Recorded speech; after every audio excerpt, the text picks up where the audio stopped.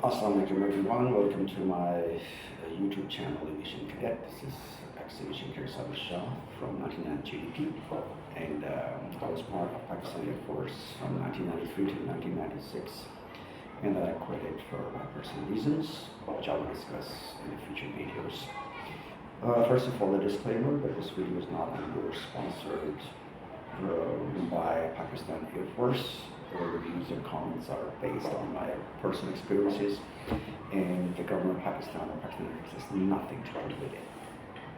So, just now I checked the comments sorry, on the previous videos. So, a little girl, 18 years old, she has a little bit of height problem.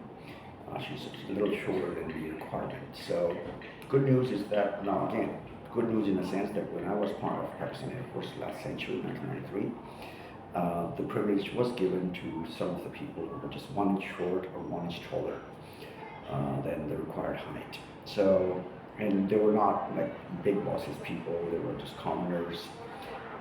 My personal course, the 1990 GDP, we had examples of people who had been under height and who have been overaged, but yet they were taken in, and they became very good officers, and they are serving Pakistan Air Force. Even my roommate, he was 5'3", and he was given the privilege to fly. And actually, he used to put a pillow under his seat to get a little higher, because the dashboard of the aircraft was too high. So if you're 5'3", you can't see the horizon. So that's why he used to put the pillows under his seat, under his butt, and so that he could get a little higher and see the horizon. Because we all go through the reference with the horizon. Horizon is an imaginary line where Earth and sky meet. So our reference point is always the horizon. So if visibility is bad, we don't fly. We go instrumental flying, which is in the later topics I'll cover. But right now, what I'm saying is, yes, you can. And one of my other course mate, actually my course was a little bit very complicated in Pakistan Air Force history. We had sanctions imposed by Americans and of course the Western world. I don't know what we did back then, in the 90s, but I mean, we were the ones who actually had a huge part in disintegrating USSR. Their economy broke and they failed the war in Afghanistan.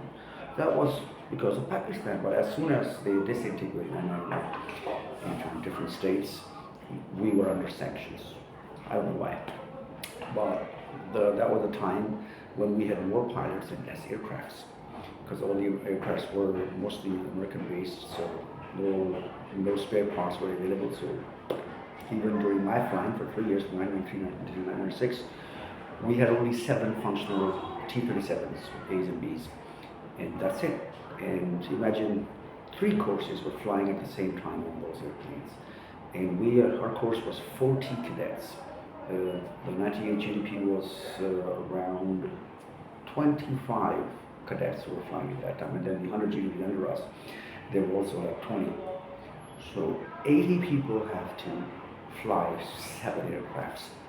So this was, so back then, 1992, when we had more pilots and less aircrafts, the Air Force stopped induction of new pilots coming in, because nothing, no way to train them. So from 98 GDP till 99 GDP, my course, there was a break of 1.5 years. So they reported in January, I think July 1992. And then till next July 1993, no course were inducted. We were inducted in 1993, December, so 1.5 years.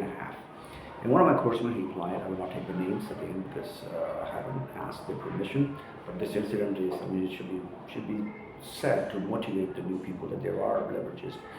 So my coursemate, he applied for 98 GDP back then. He wanted to be a pilot. And when he applied, he got deferred in ISSB. Deferred means that you didn't fail, you didn't pass, you're in between, so they just give you another chance to go home and come back the next time. Otherwise, you have 2 chances only in ISSB. So if you're deferred, you can go again deferred.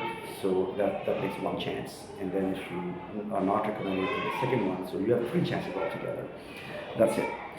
So he applied. He was a bit over age at that time. He was 19. When he applied for 98 GDP.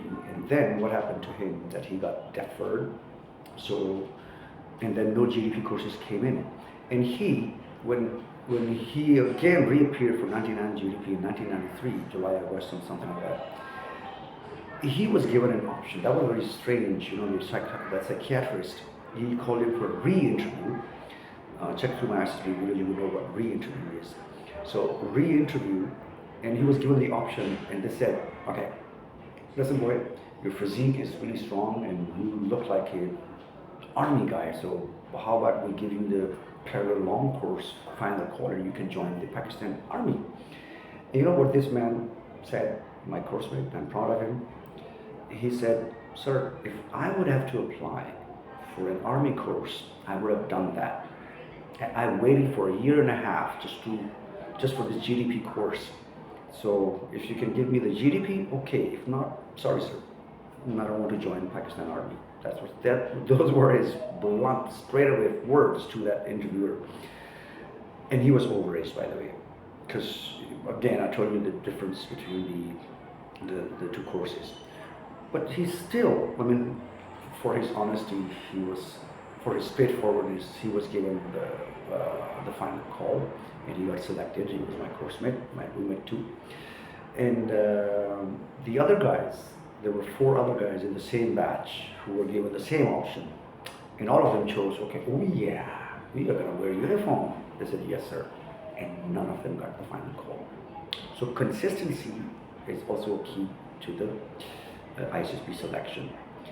So there's a quick video for answering that little baby girl.